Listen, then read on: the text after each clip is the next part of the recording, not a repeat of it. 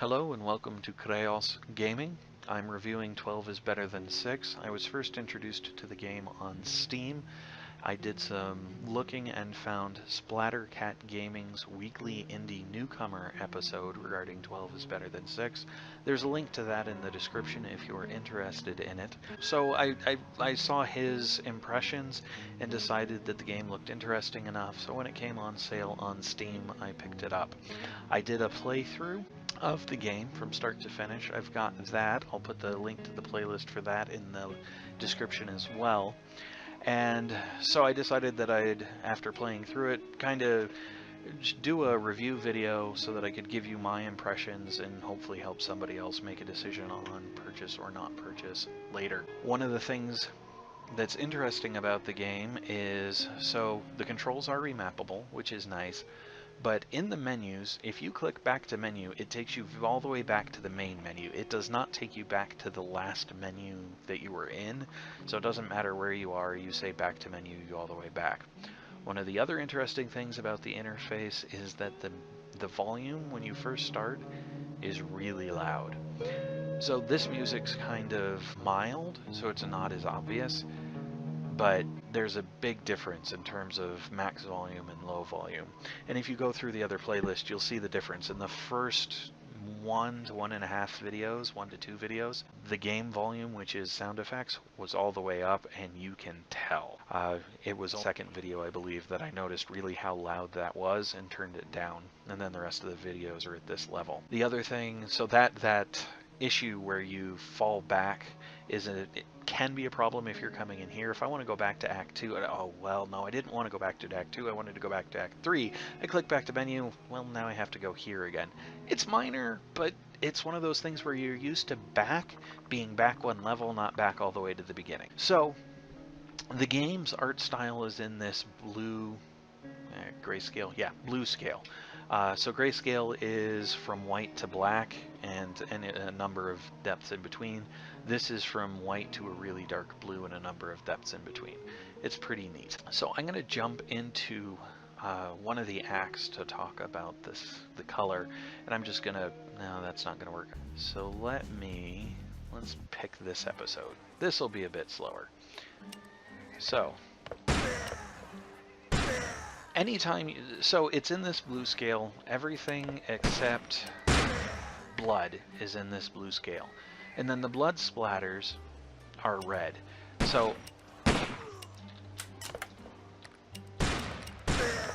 I'm not sure so I'm of two minds on this. One possibility is that the blood splatter is supposed to be vibrant and there to represent the significance of taking a human life. Given the style of game this is, I don't know if that's the case. It is an indie game though, so it's possible. The other possibility is that it's just supposed to be, ooh, look, blood, cool. Some of the jokes, some of the humor makes me think that it's probably more likely to be, ooh, blood splatter cool, because a lot of the humor is sort of lowbrow. But that's the art style. And so you can see that the animation for the horses looks hand-drawn. I think it's actually really well done. One of the troubles is that because it's top-down, in other areas, it can be hard to tell whether or not someone's going to shoot you. And for example, it was kind of difficult to tell whether that was actually a hat or if instead it was a guy standing there. Having been here before, I knew it was a hat. But so cooks don't shoot at you. I mean, that's normal. But the guys, if you're in a zone and you don't know that it's a safe zone, it can be difficult to tell whether or not people are going to shoot at you because there's no real graphical indication. They use the same hats for killing you or for opponents as they do for just standard bystanders, and so that's a bit of a problem.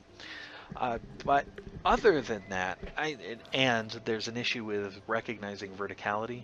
In other words, some things you can go underneath, but it's not immediately obvious that that's the case, especially since when you can go underneath something, you can see here there's sort of this pattern. Let me get farther away. see there's this pattern of shingles. The closer you get to that, the less opaque it is. The more translucent it becomes, the easier it becomes to see through it. But there are some things where they're above you, but they don't do that because they take up so little of the screen, primarily beams and mines. The first time I encountered a beam, I didn't think I could pass it because it was fully opaque. Like, well, that's right next to me because stuff that's above me goes translucent. So that was a bit confusing. But otherwise, I think the art style works really well. I think the animation's pretty neat. The blood can be excessive to a point. My wife was watching me play at one point. She got tired of the blood and said, okay, I'm done with this. I've been desensitized to it, no problem. The one issue with the art style has to do with the gameplay, and that issue is that, and I'm sorry I'm not moving on and doing some more shooting. There's enough guns here that I can use this as an example of something else once I'm done talking about the art style. But the other thing about the art style is I think that the levels are a single image. And so the larger the level, the larger the single image has to be loaded into memory, and that ends up causing a change in your movement speed. In smaller levels, you move really fast. In larger levels, you move really slow, and that has a major impact on gameplay. Now, I wanted to talk about gameplay here. One of the things, so you can see I have 12 of 12 shots. I'm going to shoot off a few, reload, and now I have 8 of 12. If I hold down reload, I empty the gun, and then I can come pick up another gun. And so that's how you get more ammo, one of the ways. You can get ammo off of tables and stuff. And then you can switch weapons by holding down the E key. And then if you empty a gun, so you empty the gun by holding down R. Let's see if I can do this. So here, pick this up. So now that's an empty pistol. I can't pick up the empty pistol by just tapping E, but if I hold down E, you saw that little progress bar go through? That'll let you pick up an empty gun if you want to. So otherwise, the controls are WASD to move around. The mouse controls where you're looking. It's a twin stick shooter, so you can move one direction and aim the other, which is sometimes necessary when the firefights get really... What the heck? What was shooting at me? Oh. There was a guy up there. Okay. So in some of the firefights get really hectic, it's good to be able to move at the same time. Oh, okay. So they're over there. You can have dynamite. So here I have 0-4. I can't throw it. F would throw dynamite. There's a key that you can use to move your view farther away as you move the mouse. That can let you see what's coming up. You can also still shoot in this view, so it'll let you shoot farther away. If you're doing a slower playthrough, that can be really effective. You can interact with items. Ah, right. That wasn't... So I thought that was a Gatling gun because there are a number of Gatling guns in the game, and I forgot that it was actually a cannon. So, and then the only other key is R reloads. So to use weapons, you have to right-click. There's one exception to this, and that's the shotgun. But for every other weapon, you have to either press right-click, as in the case of the rifle. Why can I... Apparently once you've killed everything, you can't shoot again, which is moderately frustrating in its own right, because I hadn't realized that. Okay. And apparently you can blow yourself up. So, anyway, you right-click to prep the rifle. You left-click to shoot. That's the case with pistols, and I can't shoot. That's the case with pistols. The only thing it's not the case with is the shotgun. The shotgun, just left-clicking automatically fires it. But with pistols, the other exception is you can buy these different upgrades. 12 is better than 6, which is the name of the game. It's interesting that it's the name of the highest upgrade. Ends up giving you 2 pistols, and then you left-click to fire one and right-click to fire the other. That actually ends up being kind of annoying. You've spent the entire game learning that you're supposed to right-click before you shoot and then left-click to shoot. They give you this upgrade and all of a sudden right-clicking shoots. And so you end up wasting a lot of bullets as you're relearning how to play the game. And that was a little frustrating to me. But that gameplay is pretty well just your norm, I believe. I don't have a lot of experience with twin-stick shooters, but as far as I know, that's normal. The game can be played slow, but it can also be played fast. And I'm not very good at fast playing. I went through the game in my playthrough playing very cautiously. But one of the other things is that the levels are always the same. So you can memorize the level and then essentially try and speed run through it. So as far as the plot goes, again, there will be spoilers when discussing the plot. Gameplay, pretty straightforward. But as far as the plot goes, get into the last act here. There will be spoilers, as I mentioned, but I'm going to dive into this. Skip this. What I'm going to do is I'm going to try to get to the end of this just so that you can see it. If I don't make it, then if I die, I'm just going to skip it. But what the plot of the game is, you're the lead. So you wake up without memory. What you know is that you were a slave in a mine. You have a price on your head. The first part of the game is let's go find out what I lost in my memory. Let me get my memory back.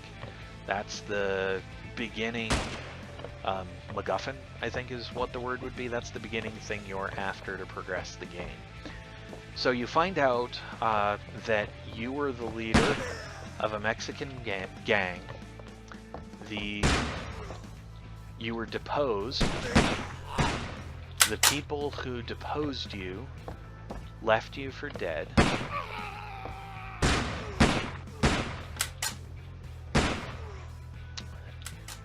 And so the people who deposed you left you for dead. You're trying to get your name cleared. Try not to have the bounty on your head. You successfully do that.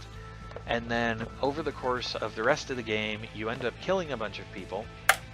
And in the process of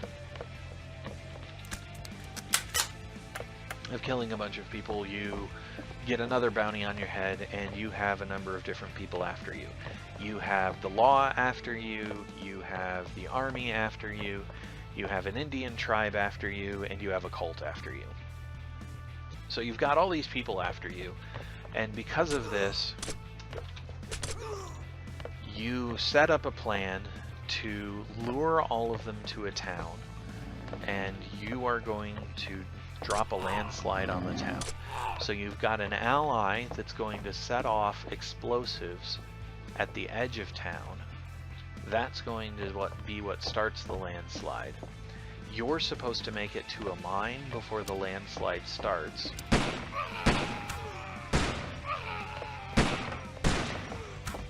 And so that's where you are now, is you're in this town trying to make it to the mine, trying to fight your way through. Alright.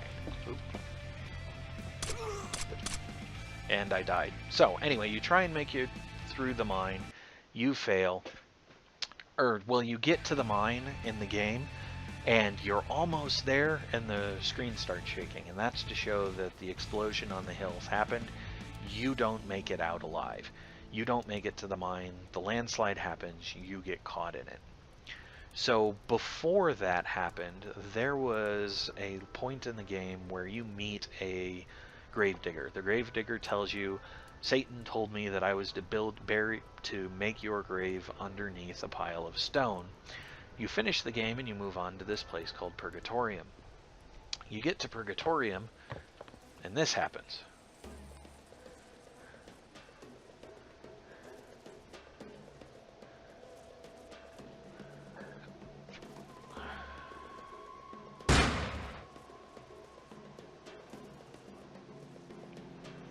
Okay, so if you were paying attention, when I got a multi-kill in of the main game, this if it was 3 or greater, this face would pop up with a times 3 times whatever it was.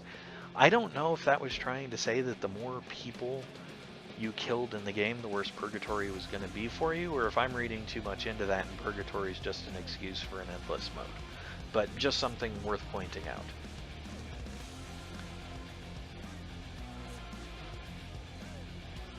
So I'm not sure. The other thing I'm not sure of, and because it had a leaderboard there at the back, I don't know if Purgatory has an like an ultimate goal, so you kill enough people and then you start, for example, a what do you call it? Like a second playthrough. Wow, that was bad. So like a new game plus type thing from other games. So in Purgatorium, you only have the gun in your or the ammo in your gun, unless you kill somebody and pick up another gun. So apparently Purgatory also has random level design, because, well, maybe not random. It's not always the same as, whoa, dang it, more what I was getting at, because this is not the level that I was in the first time I made it into Purgatory. So you run around Purgatory, you can see that there are skulls in the upper left-hand corner there, and those skulls represent the number of kills you got. Now in the main game, you got upgrades for spending cash. I don't know if you were paying attention, but my pistol now, in the game, I eventually upgrade. Oh, come on. You gotta be kidding. Whoa. Ah, crap it. Alright. Yeah, I'm just gonna say I'm gonna die. Huh. So now it switched me to another level. Intriguing. Alright, so in the... Alright, so shooting through a wall is really difficult. In the main game, I got an upgrade that gave me... Alright, so I suck at this. In the main game, I got an upgrade... Golly. In the main game, I got an upgrade that gave me 28 shots. My pistol only has 14 here. In the main game, I got that upgrade by using money. In this game, I used the skulls. Or in Purgatory, I use the skulls. So you go through, you kill a certain number of guys in Purgatory, you can exit Purgatory, get into a zone where it gives you breather, allows you to buy upgrades if you have enough skulls, you dive back into Purgatory. So that's what Purgatorium is. And then, so you can see here, this is how many trips into Purgatory did you endure. So there's 2 people that have endured 91. The way that arena mode works is a little different. It's still going to be a number of things, number of zones, but so you can see up in the left it says wave 1.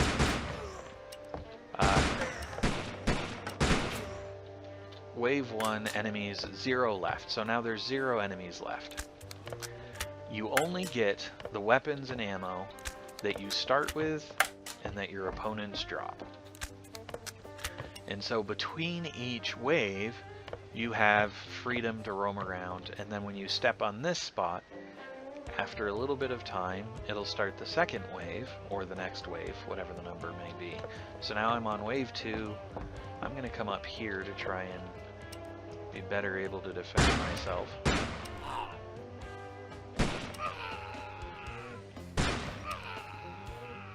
And so with, oh, so now I'm done. So with each wave, that's a shotgun, and I don't like shotguns. You have the potential to get more ammo, depending on who spawns. So you just go through each wave, kill more people, and that's... basically, they're just 2 different forms of endless mode, so that I think that's the game's attempt to provide replayability. I don't think it works. I'll get into that in a second, though. And, I mean, this is basically what it is.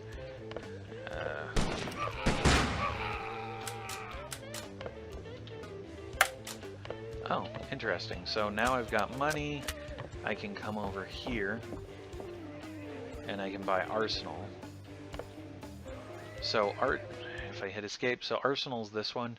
You can hold twice as many bullets. So now I've got 7 of 28 instead of 7 of 14. I'm just gonna stop here. I'm not too concerned about doing well in the arena mode. Actually, I mean, maybe I can dive in just to, nah. Yeah, I'll die. No. Back to menu, gonna take me way back here. I'll work on arena mode. I'm probably gonna die a number of times, but I can give my final thoughts while trying to kill folks in the arena. That was nice. So, the game, overall, the game is, okay, so let me start this way. I don't have a lot of experience with twin stick shooters. The one that I've put the most time in otherwise is Steel Storm Burning Retribution. It didn't have a very in-depth plot either. It was just an excuse to blow up futuristic tanks. This seems like it's just an excuse to shoot people, and in that regard, I'm honestly not really fond of it. I think the plot is too thin. I think it could have more depth to it than it does, and that, I think, is a detriment to it. Another problem with it is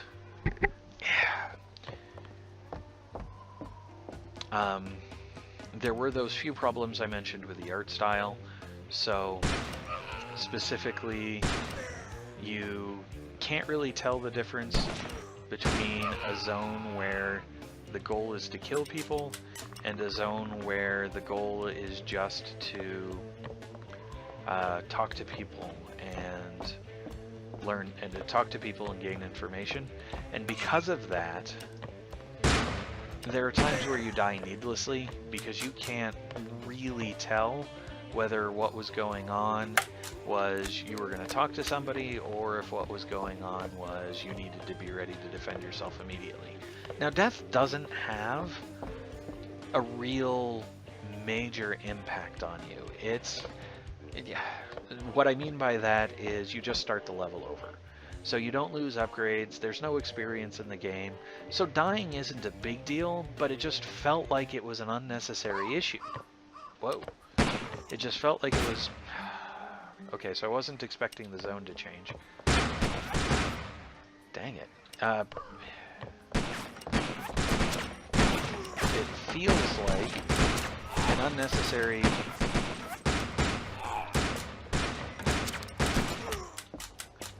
complication. Wow.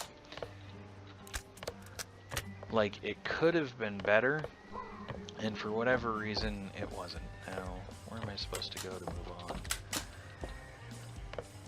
And so that's... Oh, hey, cool. That's a bit of a frustration to me. Oops. Because I felt like it should have been cleaner. Easier to tell what was going on. So overall, I'm not going to give it a numerical rating because I'd feel better giving it that kind of rating if I had a system in place, and I might develop one later, but for now I'm not going to. Overall graphics, I really like the art style. It's neat. Depending on what they were going for with blood, that might influence my opinion on the art style in part. The whole, shock of red, okay, that would be kind of neat. If it's just ooh blood, cool. If it's just gore for the sake of gore, that's a shot against it, in my opinion. I know there are people who like gore, so just take that for what it's worth. Gameplay wise, it gets repetitive. It started interesting, started kind of fun. By the end of it, I was just slogging through it so that I knew what the plot was, so that I could better express what was going on in this review. Longevity, if you like the arena mode, you saw what it was, or if you like the Purgatorium, great, but it's not something where I'm going to get a lot of gameplay out of it. So overall, I mean, it was a fun experience. I'm glad I bought the game, but it's not one that I'm going to pick up again. There's another piece that I'm going to do with the game where I go through and do kind of like, alright, what was the blood saying? I'm going to give it more an in-depth analysis of what the world of the game looks like, But once I'm done with that, I'm going to uninstall it and move on. So if twin stick shooters are your thing, you might like it. Go ahead, buy it. If you were just after it for the art style, watch somebody's playthrough. I mean, you can watch my Let's Play, you can watch somebody else's. That'll give you a good feel for the art style and you won't have to spend the money on it. Overall, that's my take. Hopefully this has been helpful to you. If you have any, if you think there's anything I missed, go ahead and note in the comments. If you disagree with my analysis, feel free to tell me why. Otherwise, thank you very much for watching. Hope you guys have a good day.